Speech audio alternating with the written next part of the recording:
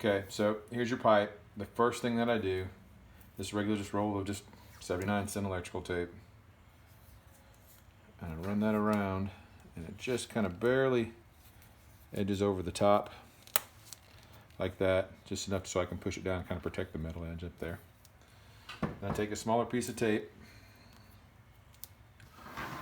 orient the rubber top so that the curved structure is the top right quadrant of where you're at. I put a small piece of tape on the bottom side of this, and I'll get you a good picture of it here in a second. Cut the tape. So it should look something similar to that. I set this here so that the rubber's just about on top of the black piece, and just roll the tape there, just enough just to get it to bite, just a little tiny bit. You don't have to get it all that much. Then I pick it up and I roll across. Now what I'm trying to use is the bottom of that electrical tape. It's kind of a straight line as I come across and I build it. What you find is I come up and I roll it. It starts to come up on the bottom just like that, which gives you a good cupped shape.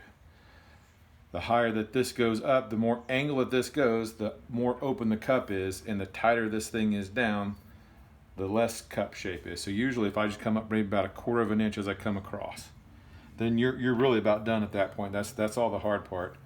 I take the electrical tape while I'm holding it, so it's hard to do it. I'm not sitting down on a bench. And then I just run this across here. Stretch it out as I go. Now you have a couple options from this point.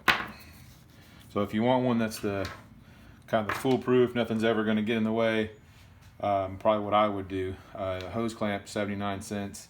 You can get them in a 10-pack, and you just hose clamp this thing right on there. I don't think I'll fit over the rubber piece yet, but yours you have to put the hose clamp on first. Sorry, but put the hose clamp on, tighten it down. That thing's going to last there forever. Another kind of cool option that you can do. This is called poly stretch tape. Stretch tape creates an adhesive band that solidifies, so it's not like tape. This isn't sticky at all. But what it does, and I'm going to do the same thing on this one, as you stretch it, it bonds to itself, and then over about an hour, it creates a chemical bond.